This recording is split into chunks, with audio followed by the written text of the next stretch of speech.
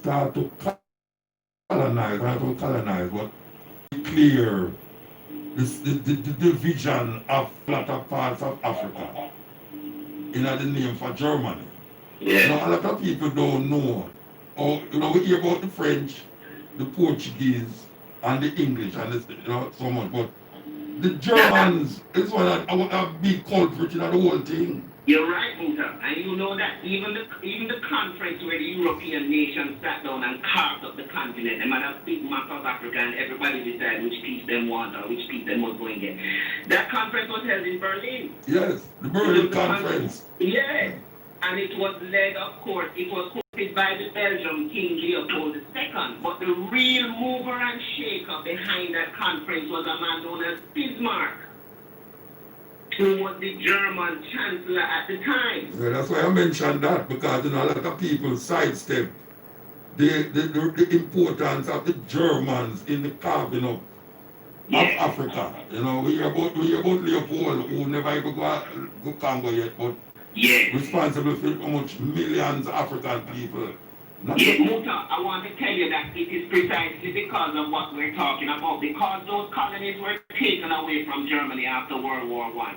It seems contemporary history after that sort of ignored the fact that the Germans had been there, because after World War I, their colonies were taken and split up amongst the others, like Tanzania went to the English, Cameroon went to the French, Rwanda went to the Belgium. All of those prior to World War I were German colonies. The weirdest thing about it, in the Cameroon, part of it is French and part is English. It's weird. Yes.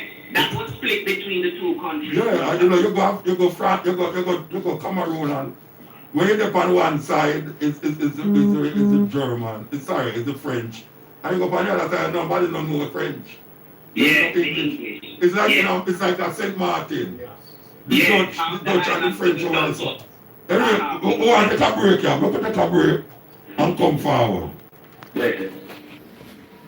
Only Optical Elements has the latest technology lenses and frames to suit your taste and budget. Visit us at 67 Outreach Road, online at opticalelementsja.com or call 929-8284. Optical Elements, vision in style. The time by Optical Elements is... Yeah, the time is 16 minutes past 8 o'clock.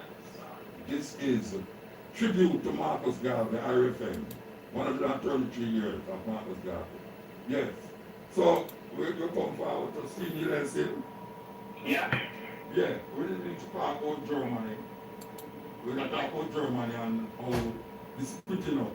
And people seem not to recognize how strange it is that Germany was part of this splitting up. And even though we might know about the Berlin Conference, you could have really expound on the Berlin Conference and what was the outcome of that Berlin Conference. Yes, the Berlin Conference, which took place between 1884 and 1885. It was no ordinary conference. It went on, I think, for at least 6 months, or even longer than Garvey's own convention, which lasted a month in 1920. It went on for 6 months, and basically, what is interesting is that the Berlin Conference didn't happen until after emancipation of Africans in the West. It happened after the British emancipated their enslaved Africans. It happened after the French did it, even after Brazil, which was the last country in the West to abolish slavery. So it is interesting, a lot of people may not know that during the whole rape of Africa and the kidnapping of Africans, which went on for 3 centuries, the Europeans had not gotten a strong foothold in the continent. They had been set up really on the coast, going around, and they had built hundreds of forts at the coast. And what it was really, trading or robbing Africans, but not really occupying the territory. Until the conference of Berlin, where they sat down now and decided that they're going to, with their military and by force and by guns, go in and carve up the continent. And what they didn't want was there to be any contention or infighting between themselves. They realized that to do this, they had to be united. So they sat down and methodologically carved up the continent, deciding, okay, you take take care, you take care, you take care. You know, like France may have got the most landmass per square mile, but they balanced that with perhaps giving Germany, who had the least amount, but the richest, you know. Take, for example, they only have Congo in the center of Africa, but as we know today, in terms of minerals and wealth, resource wealth, that is the richest part of Africa. Yes. And they did this amongst themselves. Of course, the Italians said they would take the northeast, which included places like Libya and Somalia, Ethiopia, and it was just the Italians. I'm not saying that everybody didn't encounter resistance, but it was the Italians who were defeated in Ethiopia in 1896 at the Battle of Adwa. Yeah, so I show you from 1884 they're planning in a Muta. But the Battle of Adwa didn't happen until 1896, so what you're looking at is a period of well over a decade to 2 decades that it took them to colonize the continent. Yeah, and that is like 4 years after Madison was born. Mm-hmm. Yeah, and then they come back again. Come back again because of 1930.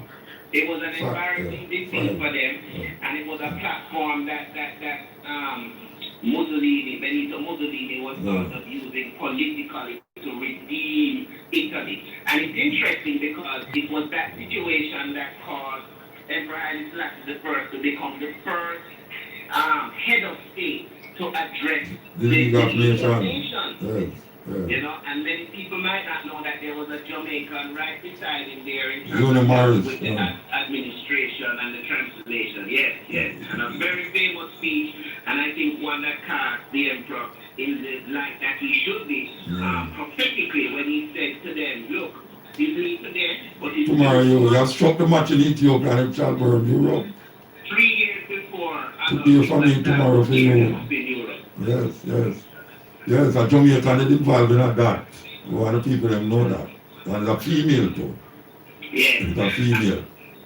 Alright, so Marcus Garvey paving these ways inside of Africa, which a lot of people don't even know that he was made provisional president.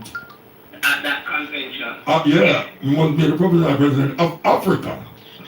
And some people in Amusa, some people say Garvey was sort of rambunctious and, giving himself titles. Let me make it clear to your listeners. Garvey did not give himself any title.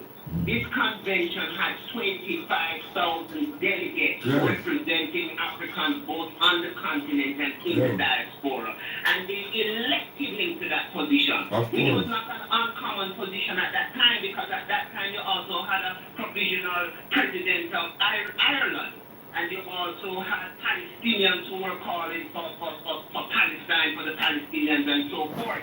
So this was a common way of people who felt that their nations were being occupied by hostile or alien forces to begin to have some modicum of self-governance and organization amongst themselves. Instead of accepting a governor appointed over them, they declared themselves a free people. And their leaders were considered provisional because they were still occupied. So once we get rid of the occupier, we're no longer provisional, we are president. As a matter of fact, of the statement made in making Garvey a provisional president, and I played many times, but I decided that I want to play it again on Wednesday to show that it's not Garvey making himself that. It's the leaders of these states who was in the meeting, the conference, that actually make Garvey the provisional president of Africa. And a whole heap of Jamaican people don't even know that Garvey's influence extended to that level. Because all them hear about some of them most of the time hear about Garvey's work in Ireland. Nobody talks about Marcus Garvey work outside America and Jamaica. And no one know that he have a foot in Africa. He have a foot in Africa, what people don't even know that.